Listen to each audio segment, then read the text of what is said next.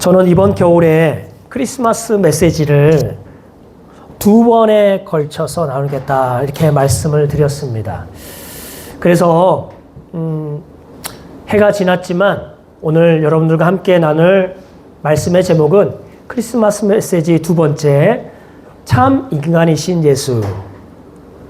첫 번째 메시지가 참 하나님이신 예수에 이어서 참 인간이신 예수라는 제목으로 여러분들과 함께 은혜를 나누고자 합니다. 방금 말씀드린 것처럼 2주 전에 성탄 메시지 첫 번째 말씀, 예수님은 참 하나님이시다 라고 우리가 같이 그 은혜를 나누었어요. 예수님은 참 하나님이시다. 참 하나님이신 그분이 이 땅에 정말로 오신 것입니다. 창조주시죠. 하나님은 창조주께서 당신이 직접 만드신 피조물 가운데에 들어오신 것, 이것이 성탄의 메시지 아니겠습니까? 오늘 본문 마태복음 1장은요 정말 그 놀라운 창조주가 피조물 가운데로 오시는 그 놀라운 기적을 증명하는 이야기, 말씀이라고 할 수 있습니다. 약혼한 처녀, 약혼한 동정녀 마리아의 남편 이 요셉, 그 요셉의 고백과 증언을 통해서 우리는 그것이 드러나고 있다는 것을 알 수 있습니다. 우리가 만약 2000년 전에 이 땅에 태어나신 그 역사적인 인물 예수님이 진짜 창조주이신 하나님이심을 믿는다면, 그 놀라운 기적을 믿는다면 우리가 못 믿을 것이 무엇이겠습니까?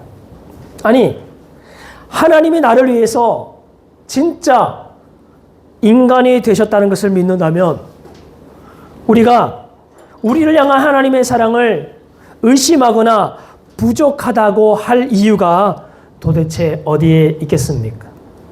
하나님이 인간의 몸을 입으시고 우리처럼 되셨다는 것이 믿어지기만 한다면 우리를 향한 하나님의 그 놀라우신 사랑 조금도 의심하지 않고 조금도 부족하지 않다라고 우리가 믿게 될 줄 믿습니다. 오늘 2026년 첫 주일이죠. 자, 성탄절 보낸 지가 정말 얼마 되지 않은 것 같은데요. 벌써 크리스마스 기운, 크리스마스의 설렘이 철 지난 것 같이 느껴지는 것은 비록 저만일까요? 크리스마스의 설렘이나 크리스마스의 여운이 너무도 쉽게 사라져버리는 듯한 2026년 첫 주일을 보낸 것 같아서요. 그럼에도 불구하고 오늘 우리는 크리스마스 2번째 메시지에 다시 귀를 기울여 보려고 합니다. 크리스마스 2번째 메시지, 참 인간이신 예수. 바로 그 말씀을 우리가 지금부터 나눠보려고 해요. 여러분들, 성육신과 크리스마스의 이 교리, 이 복음의 핵심은요, 예수님께서 참 하나님이시다. 그리고 예수님이 참 인간이시다. 라고 하는 것에 담겨져 있다라고 생각이 되었습니다. 그것이 크리스마스 교리의 핵심이라고 볼 수 있겠죠? 여러분, 성자 하나님, 다시 말해서 아들 하나님 아니겠습니까? 거룩하신 아들 하나님, 그 하나님이 누구십니까? 예수님 아니겠습니까? 거룩하신 아들 하나님이신 그 예수님이 참 인간이 되셨다. 여러분들, 이것이 여러분들에게 어떤 의미가 있습니까? 하나님이 참 인간이 되셨다는 의미가 여러분들의 삶에 어떤 의미와 영향력을 던져주고 있는가 하는 말이죠. 우리는 지금부터 그것을 찾아보려고 해요. 하나님이 인간이 되셨다는 것, 첫 번째. 이상이 현실이 되었다는 말입니다.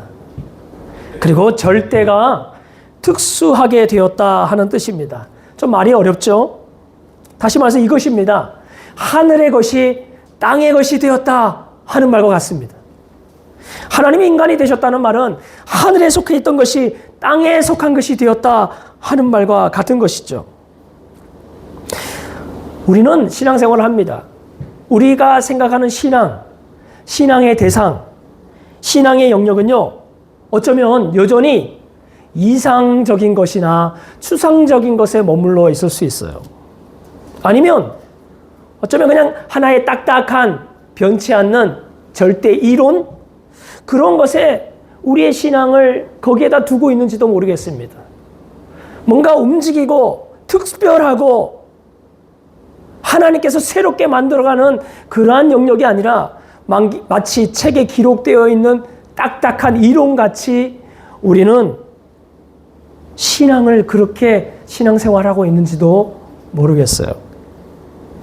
하지만 성육신복음, 하나님이 참 인간이 되셨다는 진리는요, 하나님의 구원이, 하나님의 통치가 지극히 실제적이 되었다 하는 말입니다.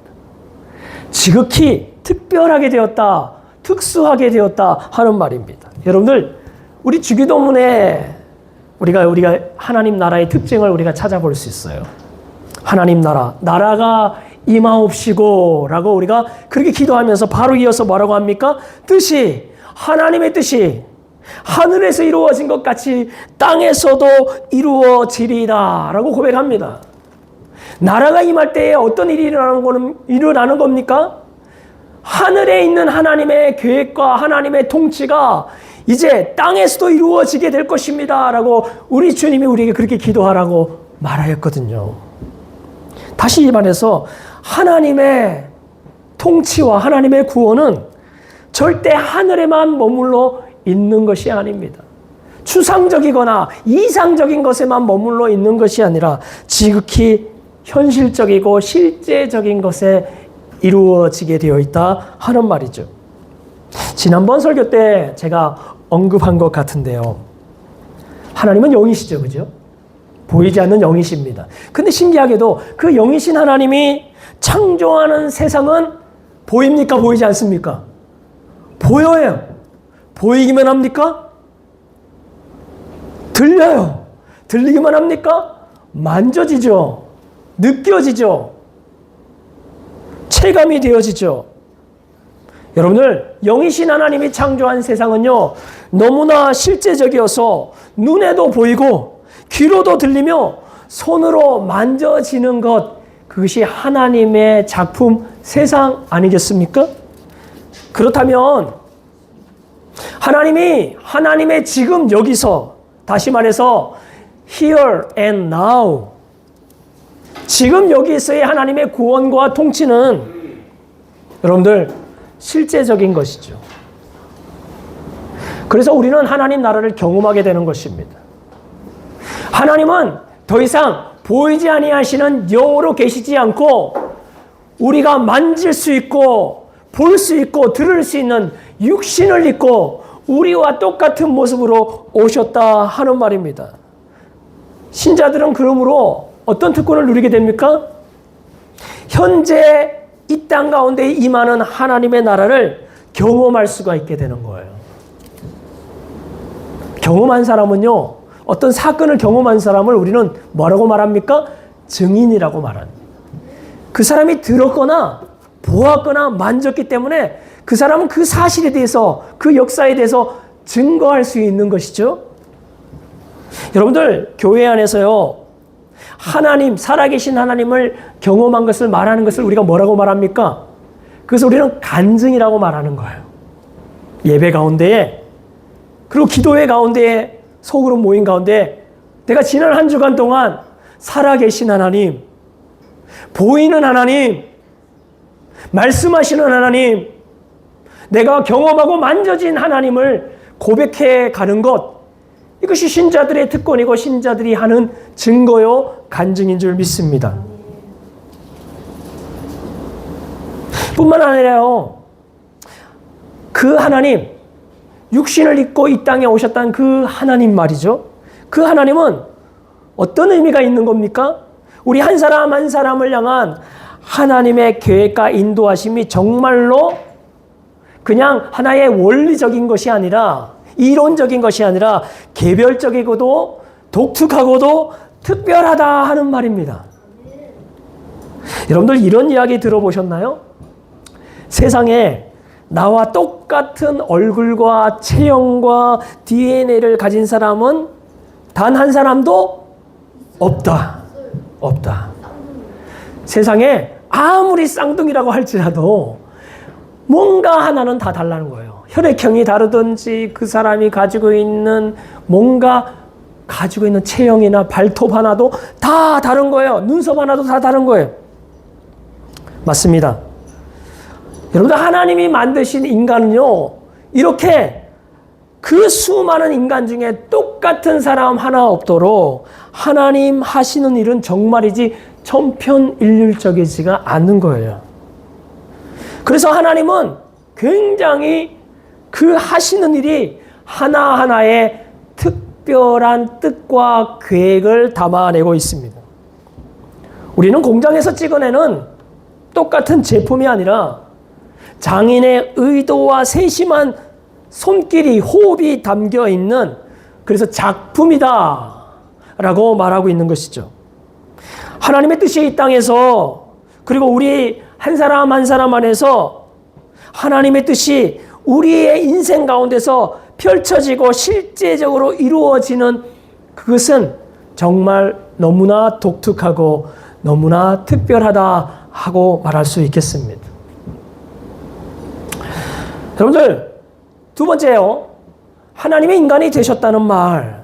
그 되셨다는 말은요, 실제적이 되었다.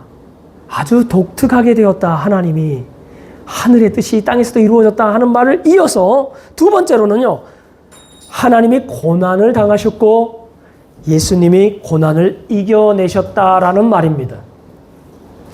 하나님이 인간이 되셨다. 여러분, 이사야 선지자가요, 7장에서 이렇게 예언하지 않았습니까? 처녀가 잉타하여 아들을 낳겠다고 그렇게 예언했어요. 그런데 곧 이어서 이사야는 9장에 가서 그 아들의 이야기를 합니다. 처녀가 낳은 아들, 그 아들이 누구인가? 이사야 9장 6절을 같이 한번 보겠습니다. 같이 읽겠습니다. 시작. 이는 한 아기가 우리에게 나타났고 한 아들을 우리에게 주신 바 되었는데 그의 어깨에는 정사를 메었고 그의 이름은 기묘자라, 모사라, 전능하신 하나님이라, 영존하시는 아버지라, 평강의 왕이라 할 것임이라. 여러분들, 이 아기가 누굽니까? 처녀가 잉태한 이 아기가 누굽니까? 바로 예수님이시죠. 참 하나님이신 그분이 이 땅에 오신 그 예수님, 그 예수님이시죠.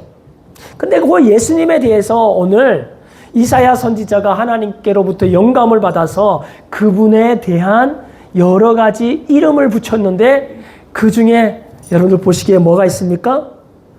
기묘자라, 모사라라는 말이 있습니다. 그분은 전능하신 하나님이다 라고 말하는 겁니다. 그 아기가 하나님이다 라고 말하고 있어요. 영존하시는 아버지다, 평강의 왕이시다 라고 말하고 있습니다. 여러분들, 기묘자, 모사, 이 말은요, 영어로 Wonderful Counselor라는 뜻입니다. Wonderful Counselor가 뭡니까? 예, 놀라운 상담자라는 뜻입니다. 여러분들, 상담이라고 하는 단어를요, 한자로 이렇게 보니까 서로 마주 앉아 이야기하다라는 뜻 아니겠습니까? 그분은 우리와 마주 앉아서 이야기하시는 분이시다라는 말입니다. 상담은요, 누가 누구에게 일방적으로 가르치는 대화가 아니에요. 서로 마주 앉아서 서로 주고받는 대화를 상담이라고 말하는 거 아니겠습니까? 그러므로 주님은요, 우리에게도 말씀하실 뿐만 아니라 우리의 이야기를 깊이 들어주시는 분이십니다. 우리의 인생의 이야기를 깊이 경청하시는 분이십니다. 우리의 한 사람 한 사람의 인생의 이야기, 너무나 독특하고 너무나 깊이가 있는 그 이야기를 그분이 소중하게 들어주신다 하는 말이죠. 누가 말이에요, 우리의 이야기를 탁월하게 깊이 들어주면요, 우리가 어떤 생각이 듭니까? 그 이야기를 들어주는 사람이 내 마음을 만지는 것 같은 생각이 들지 않습니까? 우리의 말을 정말 깊이 들어주는 사람이 있다면요. 그래서 우리는 그 사람에게 우리의 마음을 나누게 될 거예요. 우리의 마음의 깊은 것을 아무에게나 나누지 않습니다.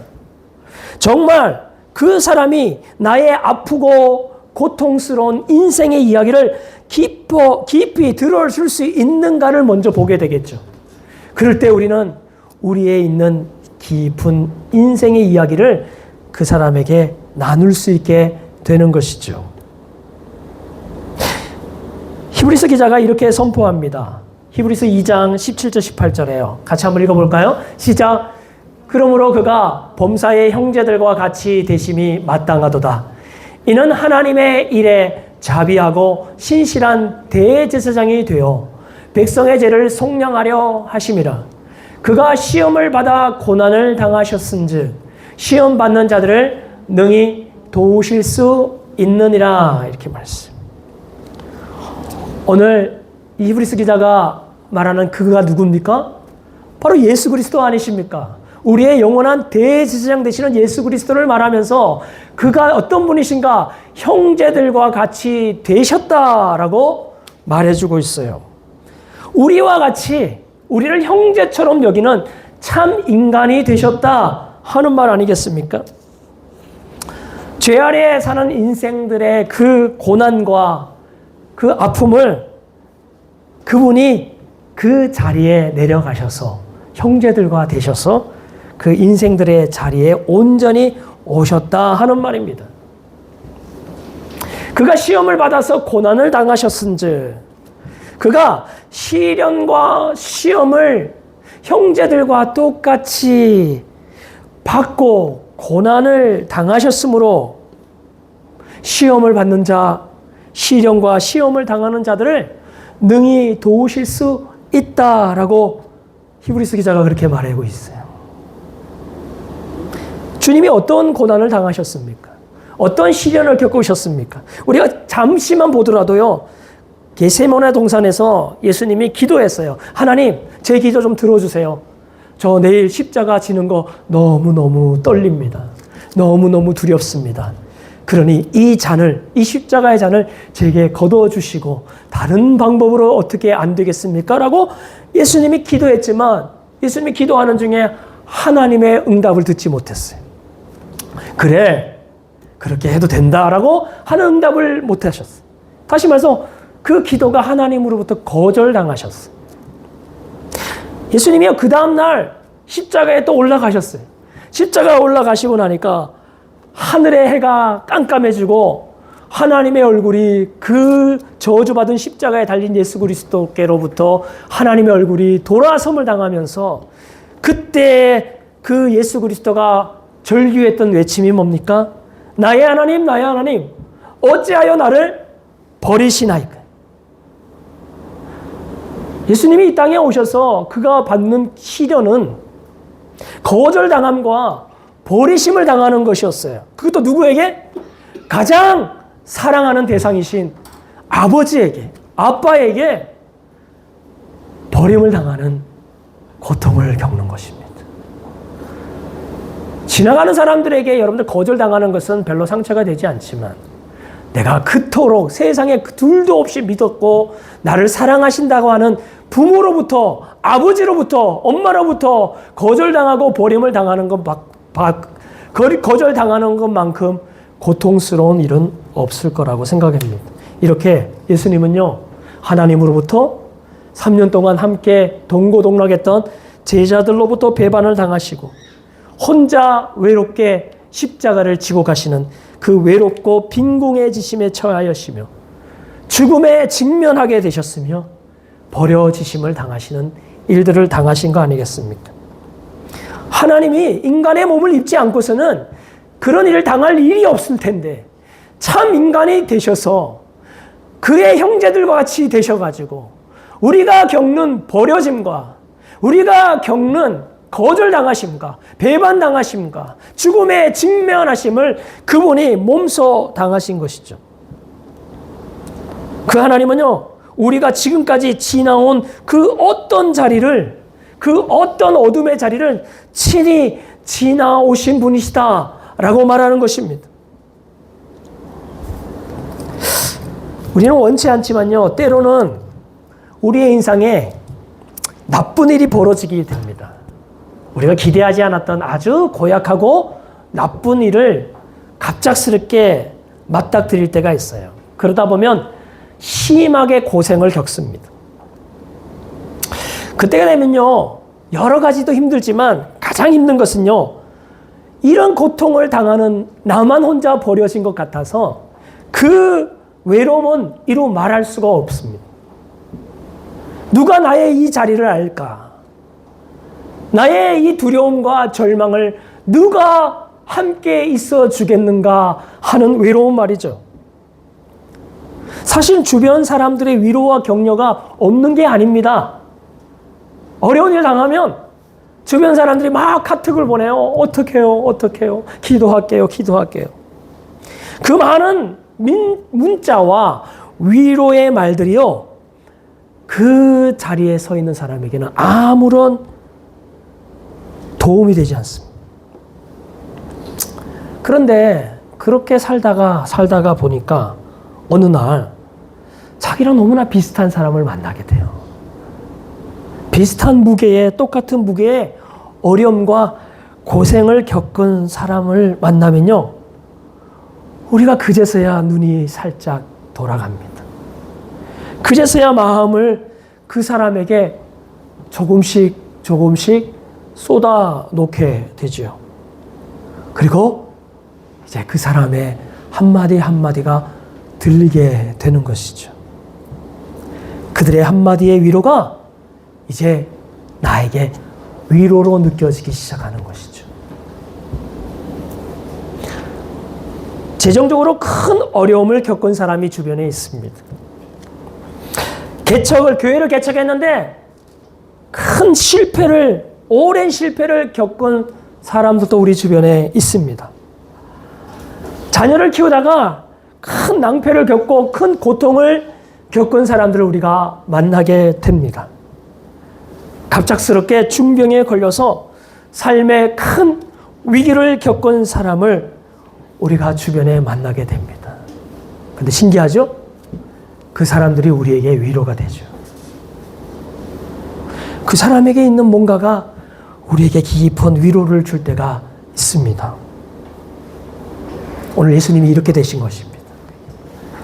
예수님의 위로에는요, 무한한 능력이 있다는 말이에요. 그 누구도 위로하지 못하실 분이 아니시게 된 줄 믿습니다. 그래서 오늘 히브리서 기자는 이렇게 말하는 거 아니겠습니까? 그래서 그는 시험 당하는 사람들을, 시험과 시련을 통하여서 고통하고 있는 사람들을 능히 도울 수 있다. 하나님이 사람이 되셨다는 말은 우리를 진짜 위로하시는 하나님이 되셨다. 우리를 그 고난 가운데서 위로하시며 도우시는 분이시다. 일어서게 하시는 분이시다. 할렐루야. 세 번째요, 하나님이 인간이 되셨다 하는 말은요, 우리를 혼자 내버려 두지 않으셨다는 말입니다. 우리를 혼자 두지 않으시려고요, 우리처럼 되신 거예요. 우리 삶에 가까이 오셨다는 말입니다. 하나님이 인간이 되셨다는 말은, 하나님이 참 인간이신 예수님이 되셨다는 말은 우리의 인생 가까이 오셨다라고 하는 뜻입니다. 여러분, 만남이란 단어 나쁘십니까?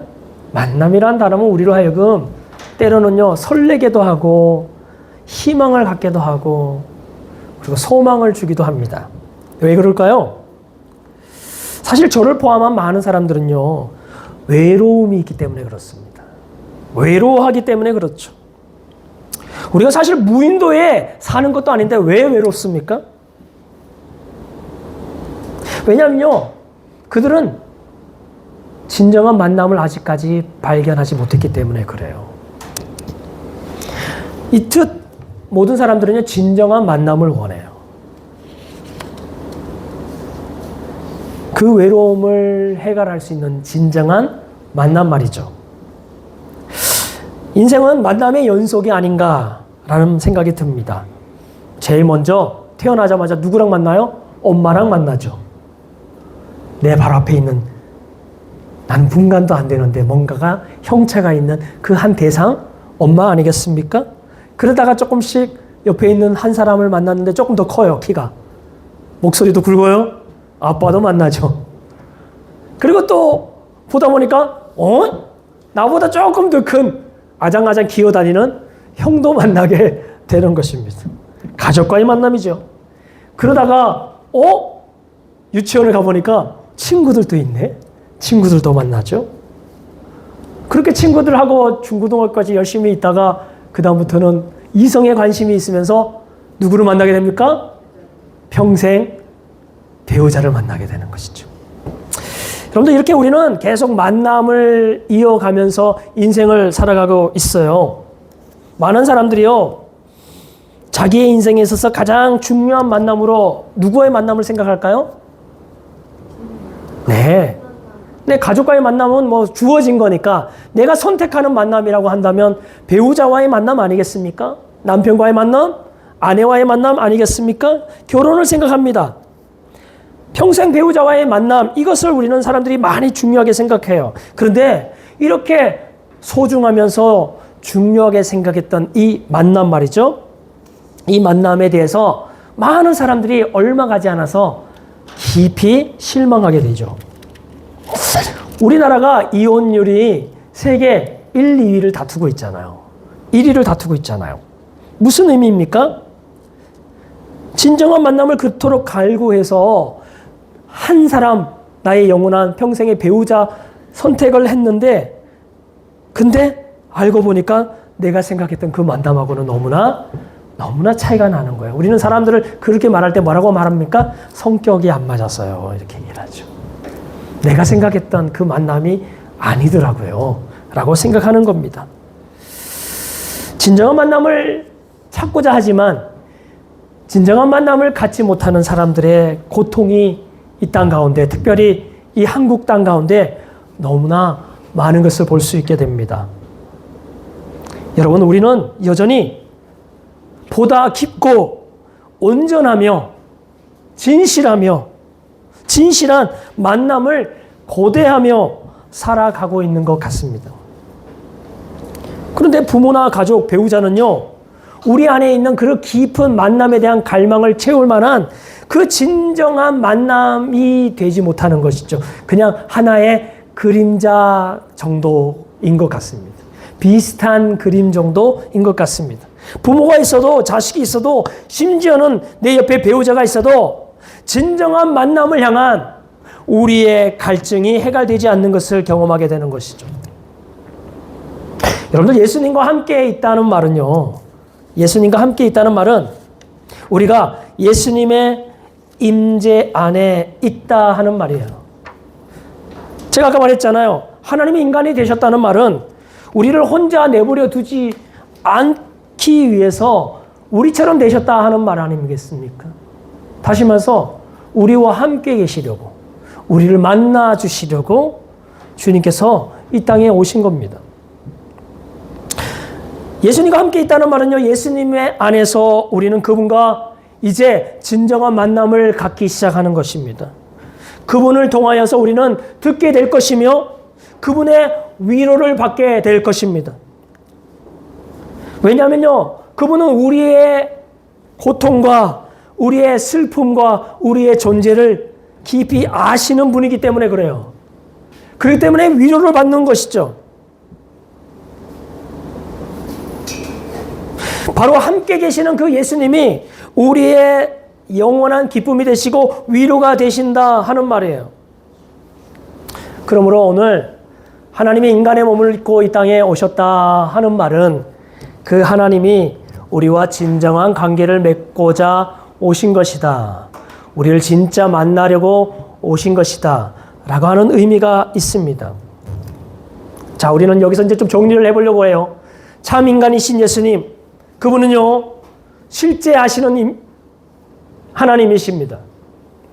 이상 속에 있는 하나님이 아니라 실제 우리 가운데 만져지고 들려지고 그리고 눈으로 볼 수 있는 실제 하시는 경험되어지는 하나님이라고 하는 것입니다. 하늘 위에 계시지 않고 땅 아래로 우리가 사는 우리의 인생 속으로 들어오신 경험되어지시는 하나님. 그리고 위로의 하나님이시죠.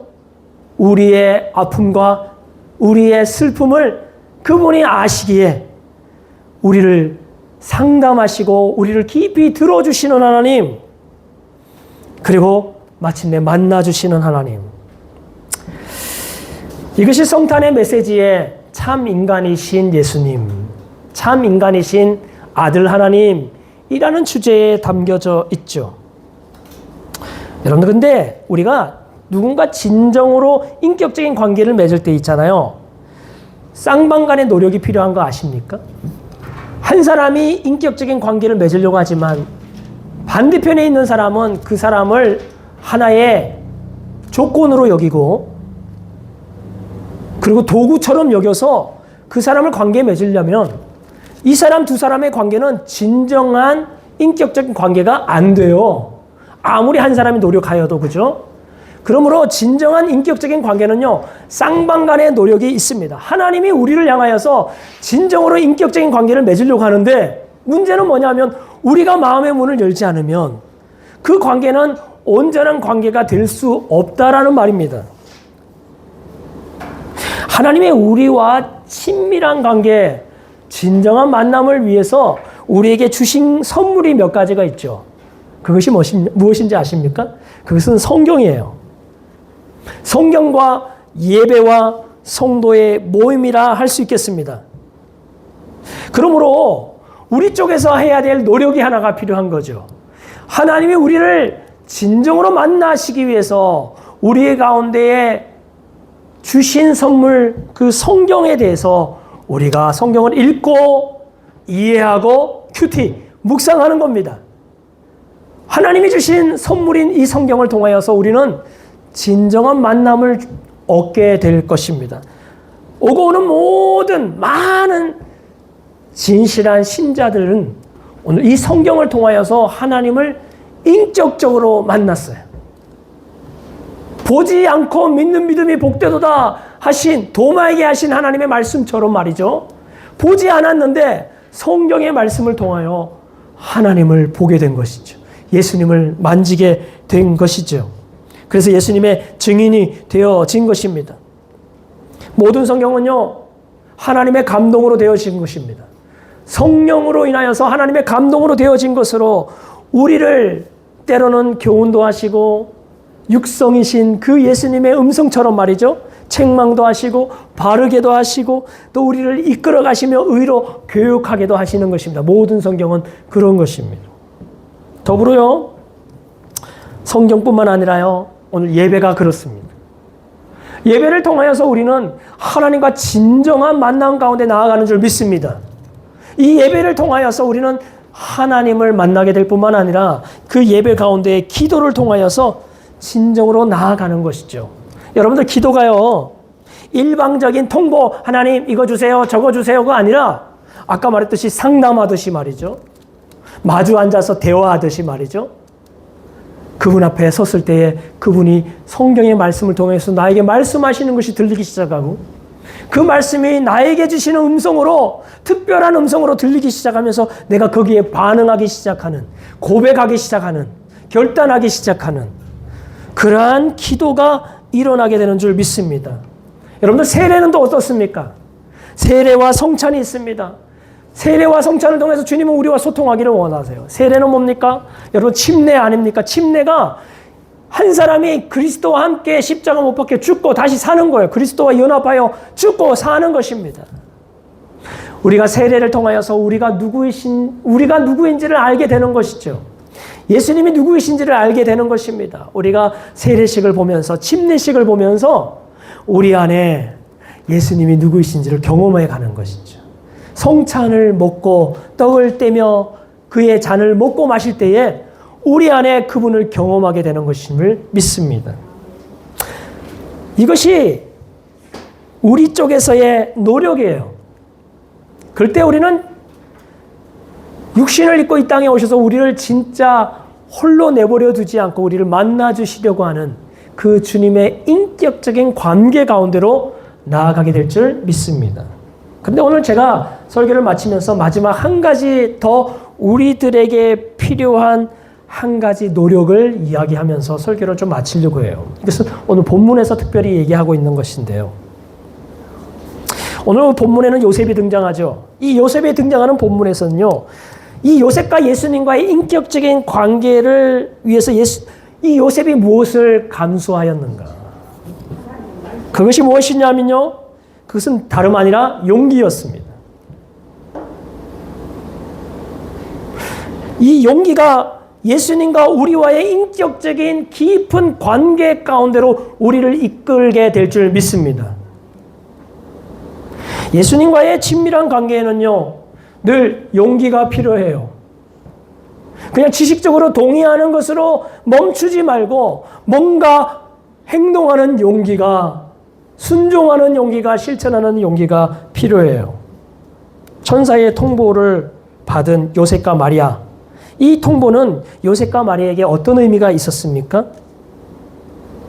이는요, 요셉과 마리아가 결혼하기 전에 잠자리를 가졌든지 아니면 마리아가 요셉이 아닌 다른 남자와 불륜을 저질렀다라고 하는 의미입니다. 왜냐하면요, 약혼한 상태인 마리아에게 아기가 생겼다는 거 아니겠습니까? 그럼 이 두 사람은 유대법에 어긋나게 먼저 혼전 순결을 어겼거나 아니면 마리아가 불륜을 저질렀거나 둘 중 아니겠습니까? 어느 쪽이든 있잖아요. 두 사람은 수치심을 피할 수가 없어요. 수치심을 피할 수 없고 사회적인 거절과 배척을 당하게 될 것입니다. 예수님과 깊은 관계를 맺기 위해서 요셉은요, 그는 영영 2등 시민, 사회적 약자를 피할 수가 없었어요. 그것을 감수할 만한 용기가 필요했던 것입니다. 여러분 괜찮습니까? 예수님과 깊은 인격적인 관계를 맺기 위해서 2등 시민으로 살아가는 것 괜찮습니까? 기꺼이 차상위 계층처럼 살아가는 것 괜찮습니까? 예수 그리스도께서 당신의 삶에 들어오시면 흠없는 평판과는 작별해야 된다는 것을 우리가 각오해야 되는 것이에요. 내가 지금까지 그렇게 신앙생활을 한 것 같지가 않은데 예수님을 내가 인격적인 관계 가운데 나아가는 것은요, 2등 시민, 사회적 약자로 살아갈 것을 기꺼이 결단하는 용기가 필요해요. 사실 마태복음 2장 가면요, 요셉이 예수님을 자기 아들로, 법적인 아들로 받아들였다는 이유 때문에요, 목숨까지 위태로워진 거 아닙니까? 마태복음 2장 가면요, 헤롯이 2살 미만에 있는 유아들을 다 살해하기 때문에 요셉이요, 그것을 피해가지고요, 애굽까지 피신하여서 도망쳤습니다. 여러분들, 요셉이 그가 감내했던 것은 용기인데요. 어떤 용기입니까? 방금 오늘 말한 것처럼 세상의 멸시와 조롱을 감수하는 용기가 필요합니다. 다시 말해서 그 용기가 있으면 예수님과 인격적인 관계로 나아갈 수 있다는 말이에요. 그 용기가 없으면 그분은 나와 인격적인 관계를 맺으려고 하는데 나는 그분을 여전히 대상으로, 도구로, 나를 위한 어떤 하나의 조언자 정도로만 듣지 그분과 진짜 인격적인 관계로 나아가지 못하는 거예요. 두 번째, 어떤 용기가 필요합니까? 내가 결정할 권리를 내려놓는 용기가 필요합니다. 오늘 용기 얘기 많이 하니까 힘들죠, 그죠? 그런데 이 용기만 있으면 우리가 주님과 정말 진정한 만남으로 나아갈 수 있다는 것을 말해주고 있어요. 왜 결정할 권리를 내려놓는 용기? 오늘 마태복음 1장 21절 한번 볼까요? 같이 한번 읽겠습니다. 시작. 아들을 낳으리니 이름을 예수라 하라. 자, 천사가 이렇게 말했어요. 요셉이요, 아들을 낳을 것인데 그 이름을 예수로 하라. 천사는 요셉에게 아들의 이름을 미리 정해서 전해 주었어요. 여러분들, 사실 당시 문화에서요, 자식의 이름을 짓는 것은 누굽니까? 아버지죠. 아버지의 절대 권한이었어요. 그런데 지금 천사는요, 요셉에게 아들의 이름을 직접 짓지 못하게 함으로써 사실은 이렇게 말하는 것과 같은 것입니다. 예수님이 내 삶에 계시면 너가 그분의 주관자가 아니라, 너가 그분의 이름을 짓는 것이 아니라 그분이 너의 속에서 태어날 그 아이가 너의 주관자가 될 것이다. 너의 주인이 될 것이다. 라고 말하는 것 같습니다. 요즘 많은 신앙인들이요, 예수를 믿어요. 근데 마음속으로 이렇게 말하는 것 같습니다. 나는 예수님을 원하지만 단 내 기준대로야 합니다. 라고 말하는 거예요. 나는 예수님을 원하긴 원하는데 그분이 내 기준대로 오셔야만 합니다. 내 기준대로 나를 복 주셔야 됩니다. 나를 인도해 주셔야 됩니다. 라고 말하는 것과 같은 거예요. 예수님을 내 삶에 받아들였다는 것은요, 이런 것과 같은 겁니다. 만약 하나님이 하신다면 제가 순종하겠습니다라는 말을 포기하는 거예요. 순종은 뭡니까? 이거 하면 제가 하겠습니다라는 것은 순종인가요? 아닌가요? 아니죠. 이거는 순종이 아니죠. 그죠? 이거는 그냥 적절한 타협이에요. 계산이에요.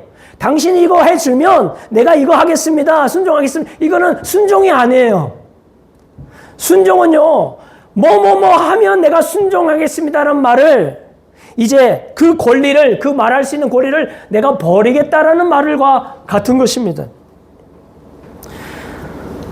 요즘의 사람들은요, 예전에는 우리가 어릴 때만 해도, 어머니 세대 때만 해도 윗세대로부터 뭔가 명령을 받거나 어떤 지시를 받으면 그 순종하는 것에 좀 더 익숙한 시대였어요. 부모님 말이라면 순종하는 게 당연한 것 같고, 선생님 말이라면 불당해도 그냥 따라가는 게 당연한 것 같은데, 요즘의 현대 사회는 어떻습니까?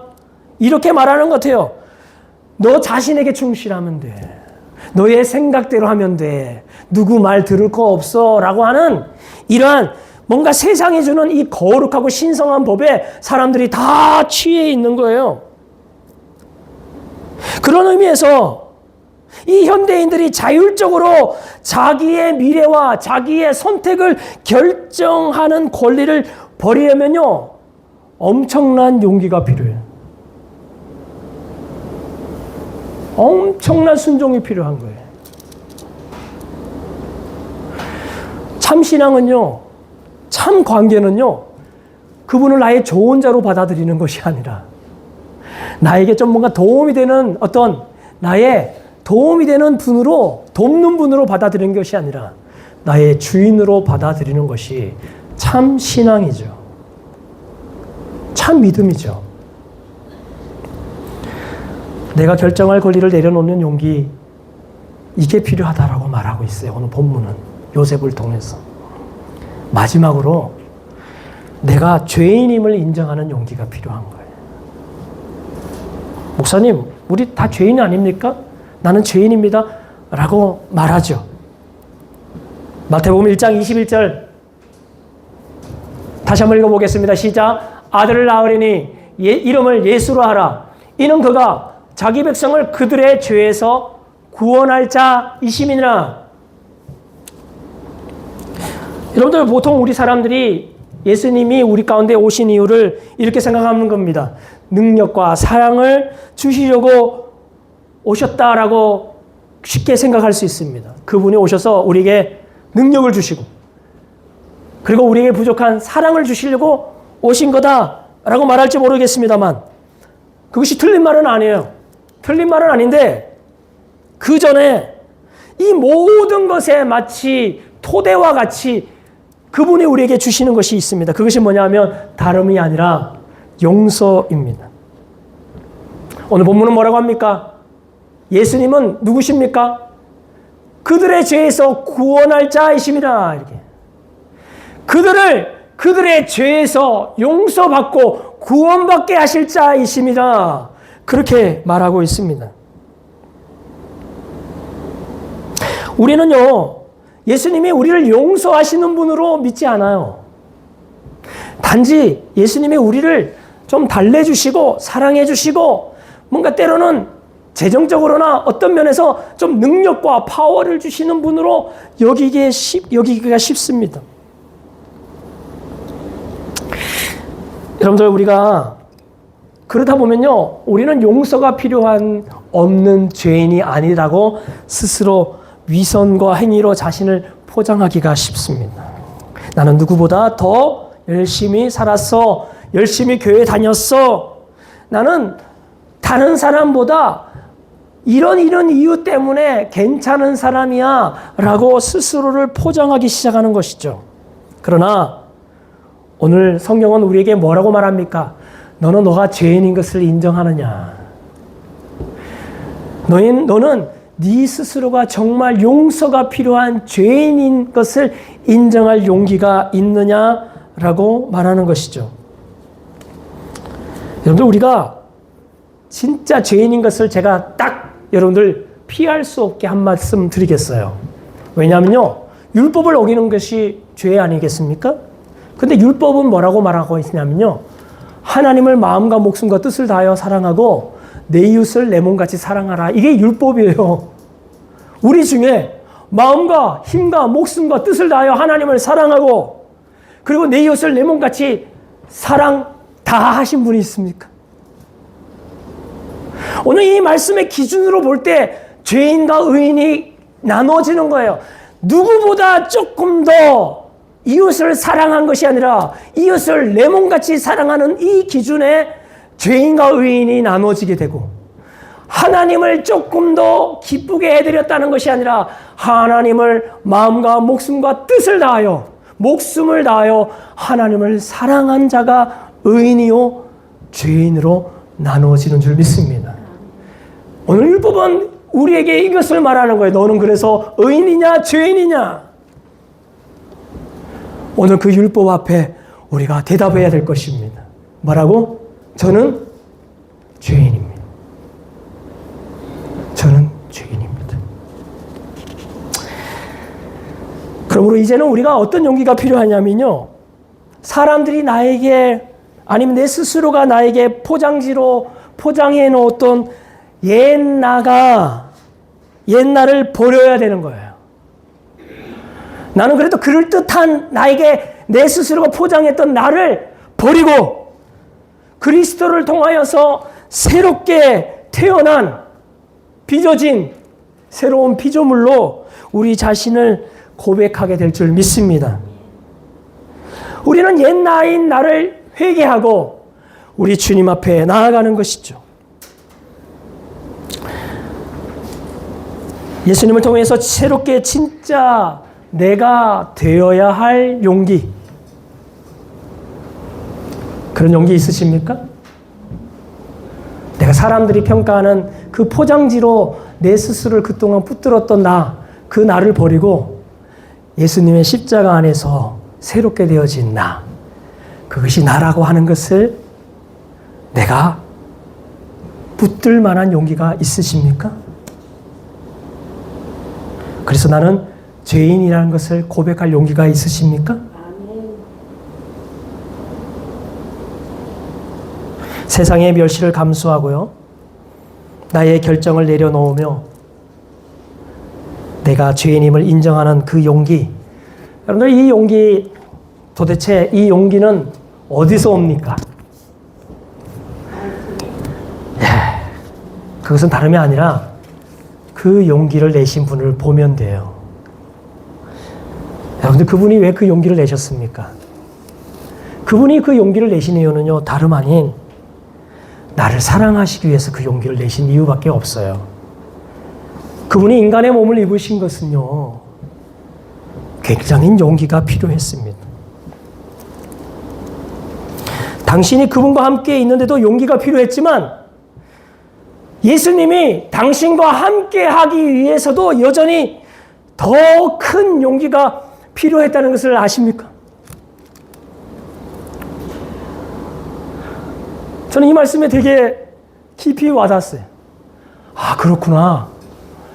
예수님이 진짜 나를 만나시기 위해서, 나와 진정으로 관계를 맺기 위해서 하나님이신 그분이 이 땅에 내려오실, 그리고 고난을 받으실, 수치를 받으실, 버려짐을 당하실 그 엄청난 용기를 내신 분이시구나 라는 것을 깨닫게 되었어요. 예수님이 왜 그 용기를 내셨습니까? 의무적으로 하신 겁니까? 하나님이 시키셔서 억지로? 아니에요. 그분이 그 용기를 내신 이유는요, 단 하나밖에 없어요. 우리를 사랑하시기 때문에. 그 부모가요, 그 자식을 위해서, 죽어가는 자식을 향하여서 자기 목숨을 내 던지는 이유는요, 그 용기는 어디서 나옵니까? 사랑 때문이에요.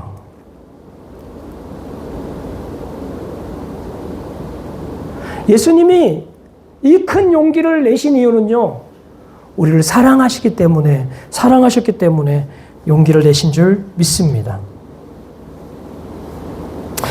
히브리서 기자가요, 우리가 용기를 가지는 탁월한 방법을 오늘 마지막으로, 본문, 오늘 설교 마지막으로 우리에게 제시하고 있는데 같이 읽고 말씀을 마치도록 하겠습니다.